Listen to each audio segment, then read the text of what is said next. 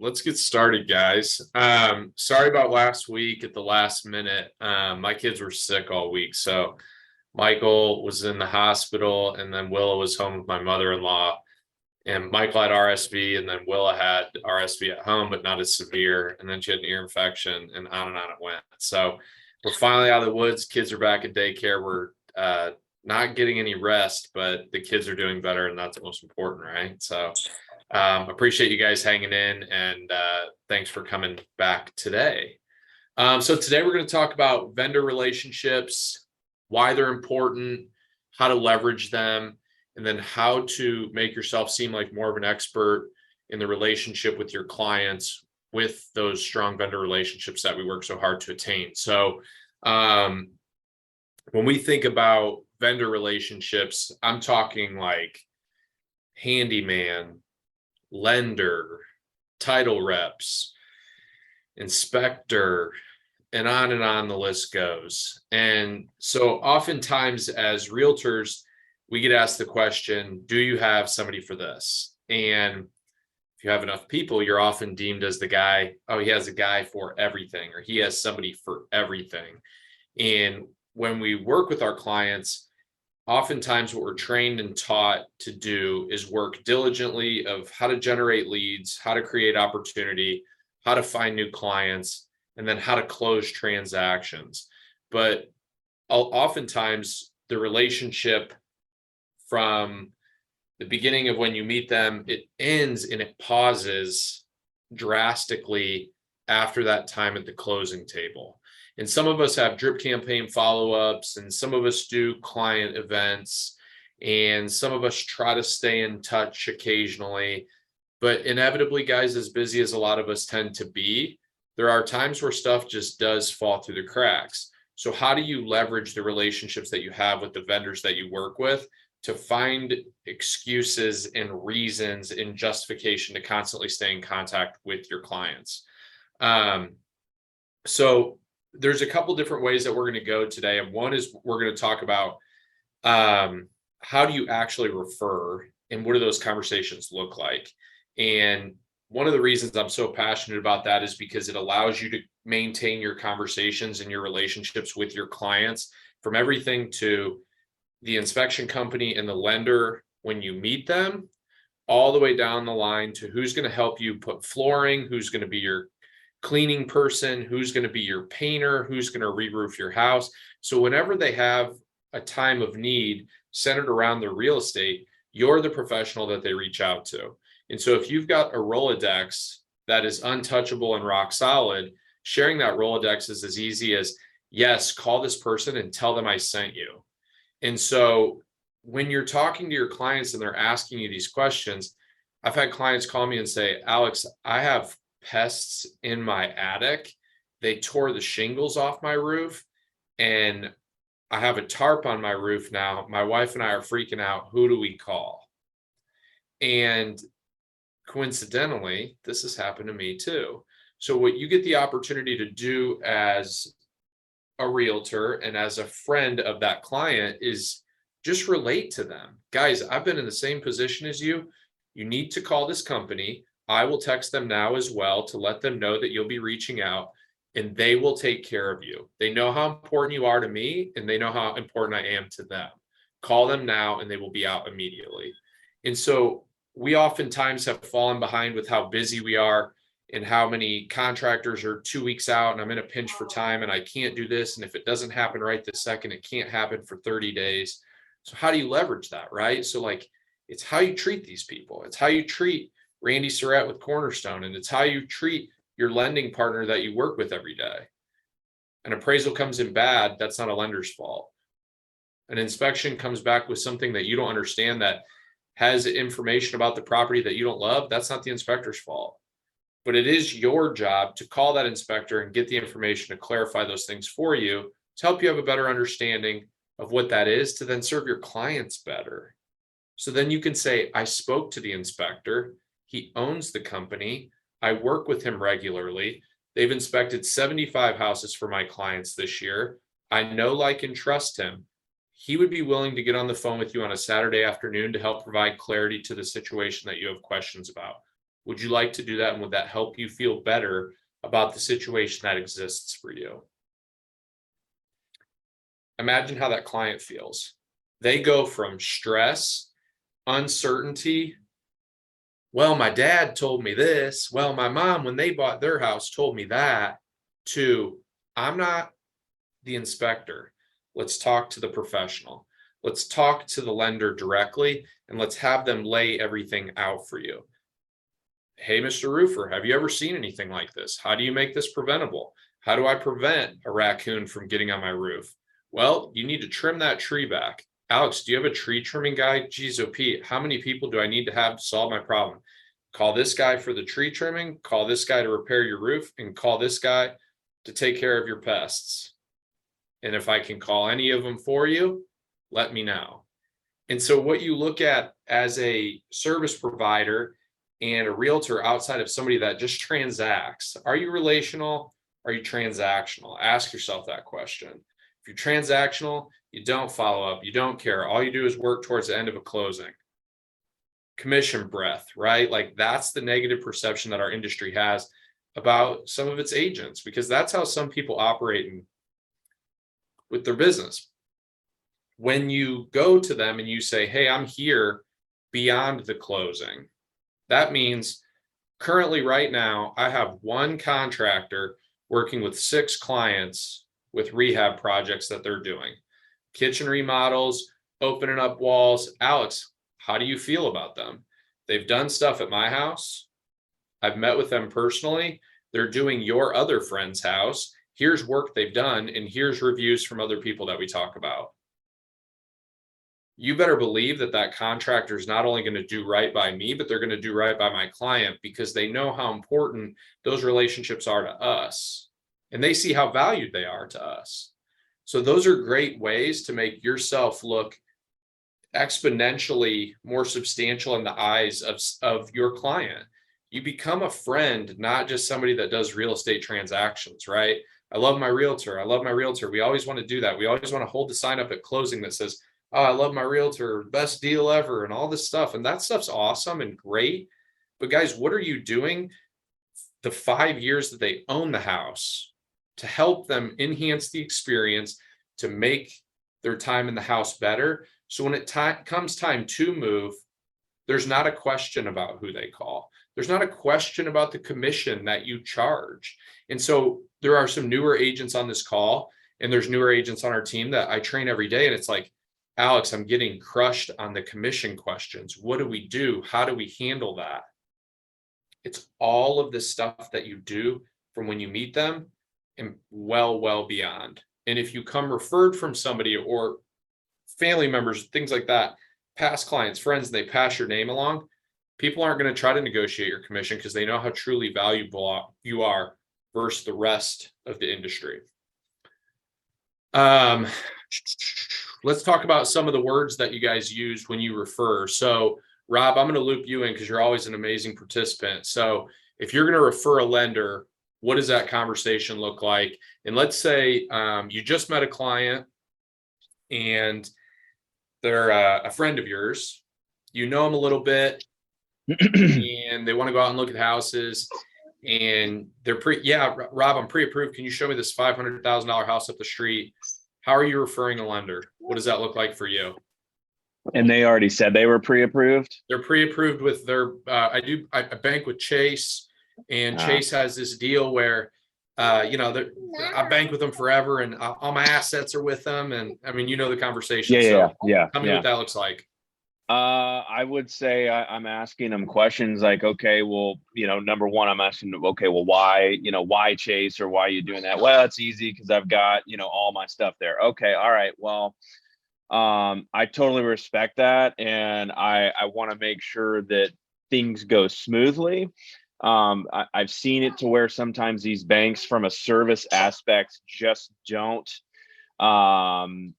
they're not available as much as you would need them. And believe it or not, I'll just say, Alex, like the amount of weight that goes into actual lenders and realtors when you're on the other side of the transactions is one of the first things that I look at in the purchase agreement, along with the pre-approval letter, is who's the realtor and then who's the lender. And if it's a local lender, one that I know, like, and trust, I'm going to be more, I guess, more apt to use that, not use, to work with that person that's submitting an offer with a local lender, with a realtor that I know. And it just adds some weight to it, as opposed to Chase Bank, because when things get in a pinch and you're, a day from closing and you need something, you're calling an 800 number with Chase. And instead, here's a local person that I work with and I've done numerous transactions with, and the service, they all go with the same rates, but if you also talk to them and talk about Chase's rates, you might be able to get a lower rate and they can work with you.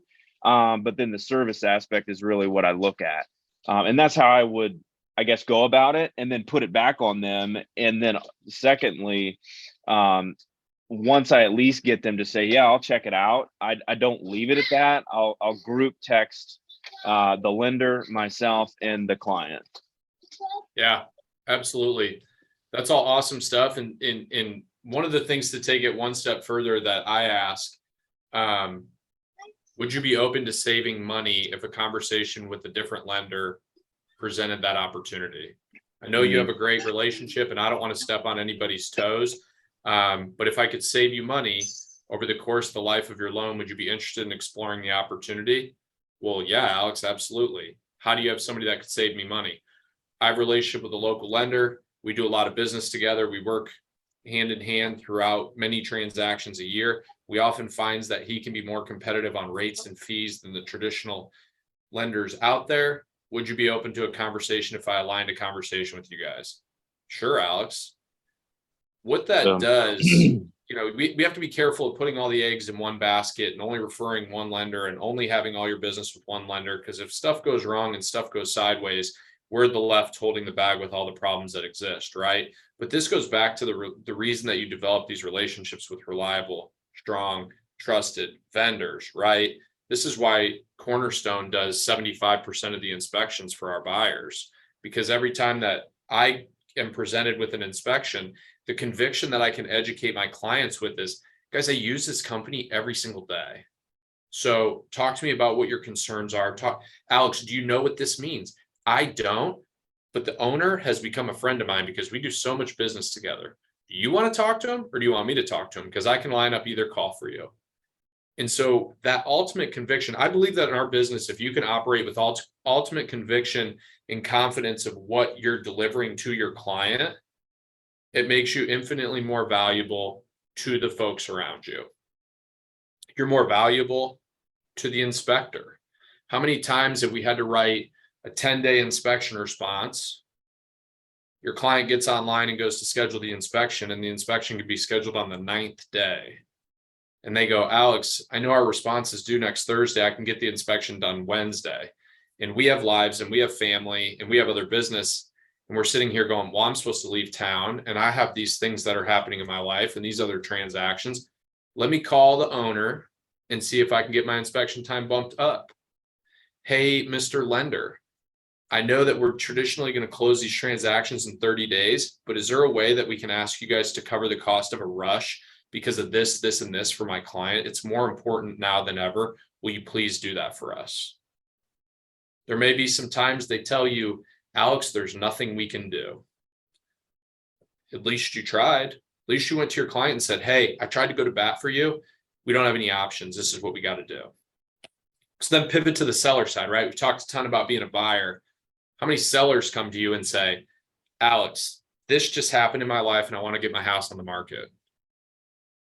How can you take a listing beginning to when it gets listed, so first conversation all the way to listing, make it seamless, efficient, and smooth as can be, and take all the operative duties off of your client's hands, put them in yours? So quick story, I recently went, a friend of my wife's coworker bought an $800,000 house in Geist, did some research. It was a Zillow connection of how they bought it. So no personal relationship between the realtor and the client. Client says, hey, doesn't your husband live around the corner from our primary residence? We're going to interview people to sell our home. We would like to talk to him. So I went into the meeting. The house needed painted. They had 6 boys living in a 2,000 square foot, 3-bedroom, 2-bath bungalow. So 8 people living in that, bunk beds everywhere. It was totally wild, but that's what they live. So I said, guys, look, if I can get your house painted, staged, deep cleaned, and have a handyman come clean up A, B, C, and D, and then have the outside landscaped, can I have your listing? Well, we don't have to do anything. You have to write a couple checks, but I'll line up everything and we'll have the house in the market in 2 weeks. 2 weeks, that's how fast we were thinking we could have the house cleaned out. You can have all the work done in the same amount of time. Sure can. So I left that meeting and I called everybody and I said, guys, I try not to ask for a ton. I need the house painted this week. I need the house staged next week. I need the cleaner to come behind, and I need the front of the house landscaped. Alex, I can't believe that you guys have been able to do this. Your team is amazing. All those people that went in and did the work are now associated to the personal brand that I've built as a realtor. So who is the raving fan of not only me, but all the people that we align with? My client isn't going to remember the painter's name. They're not going to remember the landscaper's name, but they're going to remember the person that took it all the way from beginning to end. And we sold the house the first weekend that we listed the house. So all the stuff that we said, and guys, ultimate conviction, we know that if you present a house correctly and you price it correctly in this market, it will sell. It's the houses that aren't presented correctly that are overpriced with products that are not driven by realtors that truly believe with ultimate conviction what a house should be listed for, how a house should be presented, but more so what a seller tells you they want to get out of their house. So the sides are different there, right? So that is how you take and you build everlasting clients forever through the strength of the vendor relationships that you have.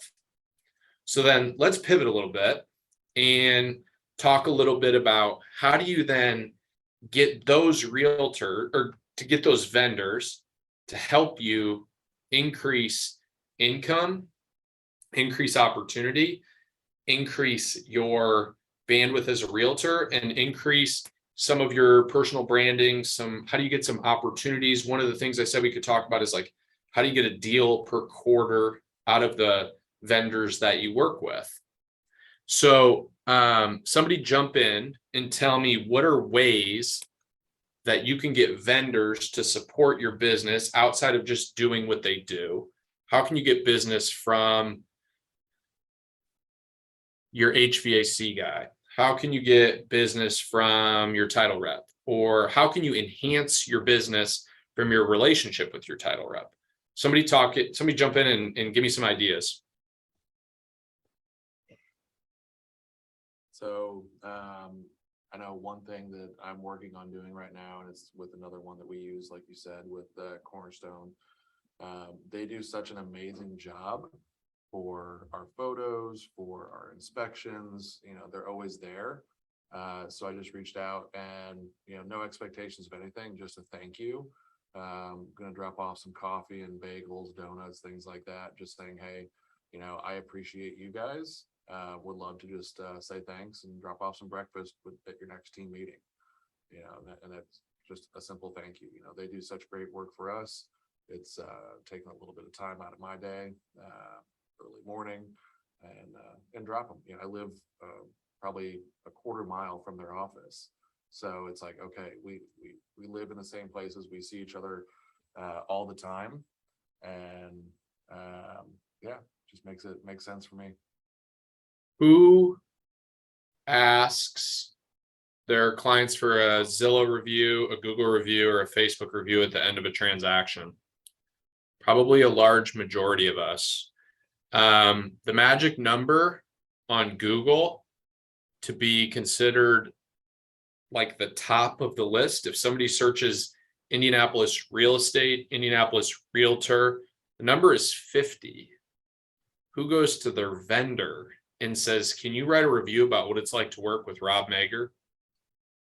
You're telling me with all the business that you provide to your lender, your inspector, they don't know what to write for a review? Takes them 2 minutes. You send them a link and there's one. And so if you have 5, 6, 10 vendors that you work with, then you go to your family and then you go to your clients, and then all of a sudden you're at 30 reviews. And then in 12 months, you go from 0 to 50 and you're recognized on Google and you have free lead generation. So when somebody searches Indianapolis real estate, who pops up on the left? The people that pay for paid ad space, and then you, who has free marketing, leveraged from a relationship from somebody else that you support. So while they're not inherently just giving you a lead, they are providing impact that supports your business. We all think, who will pay for my lead generation? Call this lender, call that lender, buy Zillow, buy whatever the ad spaces are now, SEO space, all those things. Can you pay for this? Can you pay for that? We go and ask for money. But who goes to them and asks for a client? So we get asked, changing hands a little bit. Hey, Alex, can we go to coffee? I'd love to learn how I can help your business. From a total stranger. I am so grateful for people like that, because 7 years ago, I started thinking, what is a different way that I can leverage the opportunity here? Because I have strong relationships that I don't want to divert from to try something with a stranger. Does the stranger, does that vendor deserve a chance? Maybe. At the hands of my clients? I don't know. So I started saying, hey guys, look, I'd be more than happy to give you a try. I'm sure you do an excellent job. Do you guys have any buyers that you get? If you get a buyer that comes across your desk and you want to refer them to me, not only will I show you how good I do, but you guys can show me how good you do. And if we can work that hand in hand, then that's the first olive branch for us to start working together. I've gotten plenty of deals that way. And then you give them the opportunity back, then you start working together. And then all of a sudden, they know that if I have a family member, if I have somebody that goes to my website and clicks fill out an application that doesn't have a realtor, here's a buyer. So probably 3 months ago, I saw a post on Facebook from a lender. I need a realtor in Fountain Square. There's a guy on my team who was hungry for buyers. He had worked already with that lender one time. I commented his name. He jumped in, called the lender immediately. He gave him the buyer, $325,000 transaction, just like that. So if you look and say, how do you additionally do this? It's by going to the people that you work with every day and say, hey, look, I know you're a lender. I know you get these questions all the time, and you're very supportive of my business. I'm supportive of your business. But is there other opportunities that you can present to us where we can work together? How about if I sat in an open house with you this weekend? Oh, that would be cool. What can you do with the leads from the open house? Well, while you're conversing with people that come in the door and informing people on the house, I could be talking to people about the pre-approval process. We can get them to sign in. I can follow up with them the first couple of days of the week and say, thank you so much for coming to the open house on 123 Main Street. Are you interested in getting pre-approved for a property like that in the next 30, 60, 90 days? And that lender can run a drip campaign on those leads with you. Rob is an excellent agent. Drew is an excellent agent. I've worked with him many times. Are you working with a realtor right now? Well, we're kind of poking around a little bit, and we've written some offers, and we're just not getting anything done. And we're kind of frustrated with our real estate experience right now. Have you signed an exclusive agency agreement with your realtor? No. Would you consider sitting down at a meeting if I set it up with you and Drew, and we talked about your pre-approval process, and we talked about what rates look like, and we talked about what the process looks like? So now all of a sudden you've taken somebody that you give business to all the time, and the job is to execute and provide a loan for a client and close on time, right? Like, oh, what are the rates? Do you close on time? That used to be the questions that we would ask these people. But now you're getting people that are doing work behind the scenes for you as well. Because believe it or not, guys, all the conversation that's centered around a struggling market right now, and things are shifting and things are changing. If you're plowing through and finding opportunity, because transactions, believe it or not, do happen every single day, are you going to be the person that goes to the lender and says, guys, I'm still working. I'm still grinding. You need business? Come with me and we'll get business together.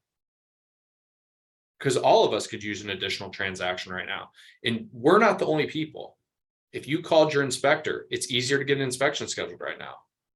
Home warranty reps, they're in your office more now than they were in 2021. Everybody has the opportunity now to have the conversations with realtors, and everybody's got to pull full circle and start working better together. So if there's still transactions happening every day, there just happens to be less of them. How are you the agent that can put their name in the mix more often? So if there's $100,000 real estate transactions that happened last year, but there's only 75,000 that happens next year, that doesn't mean anything for your business. I've heard Drew say on and many time again that during 2008 to 2010, which was considered the worst real estate crisis in the history of the world, that his real estate business boomed and went up because people knew and trusted Drew as somebody that they could rely on. How is that you during what's going to happen? Because it's really easy to sell a client's house when they have $100,000 equity and you're talking about the difference of making $90,000 and $110,000. But can you sit across somebody with trusted support around you,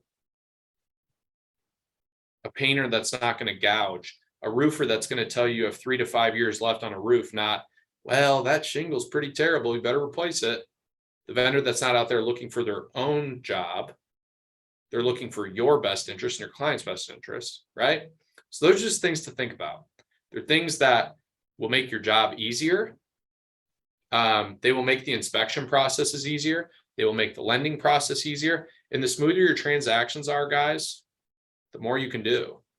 It's why when you're new in the business and you don't know anybody and you send whoever vendors you can out to a house to get a house listed, and it's turmoil and chaos. So it's harder. And it's why now, 2 years later, you could do more business and it's much easier. What are additional ways that you could ask vendors to support you outside of things that they can do for a client? So who does client appreciation events? I do. We all do, right? Yep. A lot of us do. So have we asked them to come and pass things out? Have we asked them to financially support those events? Hey, my event's $8,000. I'm going to have 400 clients there. It shakes out to be about $20 a client. Can you come, provide some value, pass some stuff out, shake some hands, and be an advocate for me at the event? Believe it or not, I promise you, they will 100% do that. And the reason I know is because our vendors on my team do it all the time. So we had a team event in April. We had 400 to 500 families come through, and I had 4 vendors there. And the photographer, I said, hey, you want to come? You can hang out. You can enjoy the day. I just ask for a trade, shoot all the pictures, and in trade, you get to come hang out, drink beer, eat food, do whatever you want. He shot the event for me for free. So then I get all these marketing pictures in this video that he gives me that I can take out and turn into social media content. I can send pictures to clients that say, thank you so much. This was an awesome picture of you and I at the event. I wouldn't be here without you guys. Thank you. All because I have that relationship with that vendor. So in 3 weeks, I'm taking our team on a trip, and we're renting a bus and taking the day and going to the casino and going to dinner and all this stuff. I called a vendor to get the bus. Hey, can you line me up with one of your friends who's got a bus, please? Yep, I got it. I'll take care of everything. I'll send you the bill. Cool, thanks. I called the photographer. Come spend the day with us. Get to know my team better. Shoot some pictures, convert a video, give me the best social media content for 8 hours that you can do. He's like, I'll do it for free. I want to be a part of it. I want to be a part of what you guys are doing. When people think of you, I want to be identified with you guys. So now I have content that costs me no money to then turn out to then generate business back. It's expanding your personal brand by bringing the people you work with along for the ride with you. another creative way to do things. So it's not always, hey, can you pay for my lead? Hey, can you do this for me? Will you come be a part of this with me? Just a different question, changed in a little bit of different direction that can inevitably give you much more success. Who's got something to provide? You guys always typically jump in. I've been rambling too much. So somebody jump in and ask some questions, provide some value about what they do, what works for them, things like that.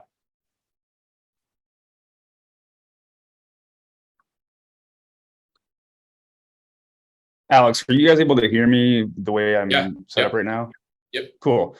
So I'm going to kind of pivot back to what Alex talked to at the beginning about just establishing relationships with these vendors.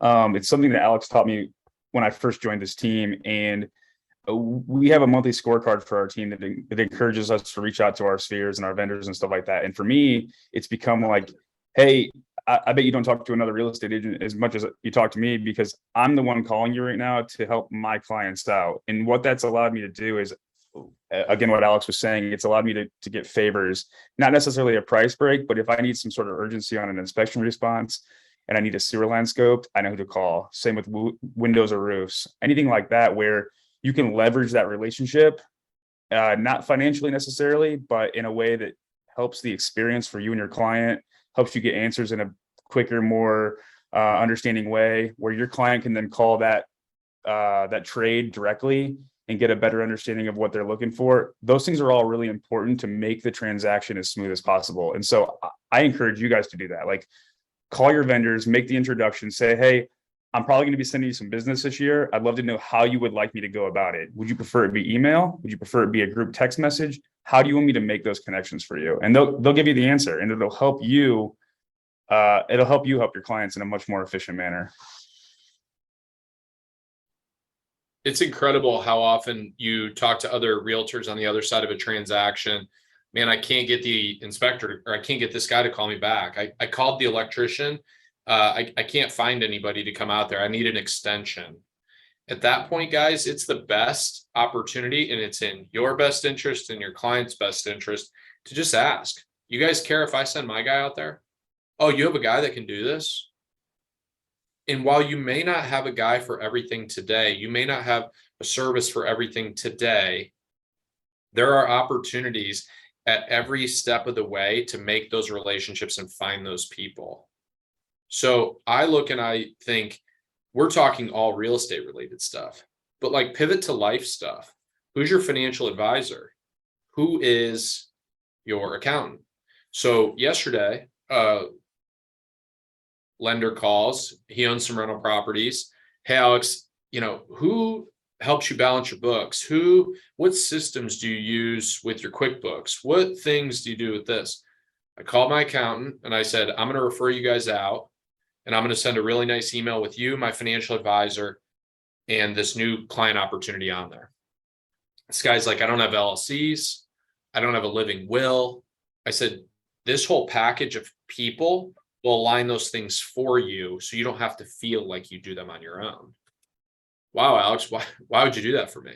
Well, because I love my accountant, I love my financial advisor, first of all. And second of all, when you pour good into the world, it just inevitably just pours back around you. So this guy, what he needs, I have the answer here, have it. These guys are the best. If you guys are a fit for each other, work together. And then if I ever need anything, or if there's ever anything I could do for you, just ask. I'm happy to do it. The more you guys give, the more you'll receive, and you'll receive way more than you can ever even know what to do with. That same lender has asked me to speak on a panel for them. I have agents that are struggling. Will you speak to them? Why would I give my secret sauce to everybody? That used to be what I used to think. Don't look at my homework. Quit copying off of me, right? Now it's the thought is, how can we help improve the success rate of our industry? If there's 30 people that sit in a room and you can educate and inform one person about things that you find successful based on who helps you build your business, nobody got where they are by doing it all by themselves. Somebody's always taking a chance on every single person that's in the room today and everybody that will ever watch this video. There is no such thing as a self-made man, self-made woman, self-made individual. They don't exist. Everyone is a product of the peers that surround themselves with. So is there anybody else that wants to jump in and provide anything? I know I spoke earlier, but just recently, yesterday, got a client through Zillow who's relocating here from Texas, looking at a house that needs a lot of cosmetic updates. And one of her questions while we're on the phone at the house doing a virtual showing was, do you guys have crews that could handle a renovation this big? I said, absolutely. Happy to get you in contact with them, talk with them, what the process looks like. So again, there's a couple different contractors that I've met with personally, have really good relationships with, are definitely looking to do more business. So again, it was just great to have that right off the cuff to be able to say, hey, we've got a great relationship with these contractors. We've used them personally on our personal homes, on our investment properties, you name it, we've used them for it. So things like that, it went a long way with that client who's looking at probably dumping, $100,000 to $200,000 into a renovation. So that was just a great, example that literally just happened yesterday. So that was awesome. Thanks, man. That's why we have the connections that we do, right? I'll wrap up with something, and then if anybody else wants to jump in and provide anything, by all means, please do so. But I pushed an ad out when we launched Lockstep Realty, and we did the ad launched in April, and the ad is titled that it just says realtors are overpaid. And I got some pushback from some older peers in the industry who've been around the block a long time. And the first line of the post says, pulling comps, pushing paper, sticking signs in yards, and sending emails. If that's all a realtor does, yes, realtors are overpaid. And that is what some realtors do. How many of us work with people that is all they do? They don't want to share that the connections that they have out of fear that connection won't be able to help them when they need it, right? They put themselves above everybody else. What I would encourage you guys to do is digest today's conversation, build your personal Rolodex. One thing we talked about a couple weeks ago was a personal board of directors. Who do you call when you have major decisions that you have to make in your life? Is it your spouse? Is it your parents? Is it your best friend? Is it your business mentor? Do you go to church and pray? Like, what does that look like? But when a client calls you and says, I need this, how can you build your Rolodex to have somebody for everything? And when I say everything, I mean everything. Who's going to clean? Who's going to fix? Who's going to do? Who is there? Who is always there?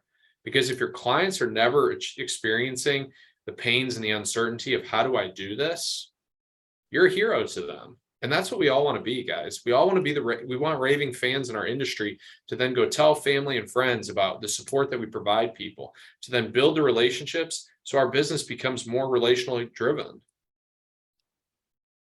We work for people, not just to do a transaction and collect a commission, but to build lifelong relationships. They used to say people moved every 5 to 7 years, I think is what the average used to be. So if you're 40 years old and you're going to do this for 20 more years, that's somewhere in the ballpark of 4 to 7 transactions. If you have an average sale price of 300,000, you make 9,000, you could do the math. But can you earn that relationship? It always comes back to you. So stuff I'm passionate about, guys. I appreciate everybody taking the time today and jumping in. We're going to wrap up here. I will release a topic on Friday for next week. We're back on schedule. And yeah, we'll see you guys next Wednesday at 9:30 in the morning.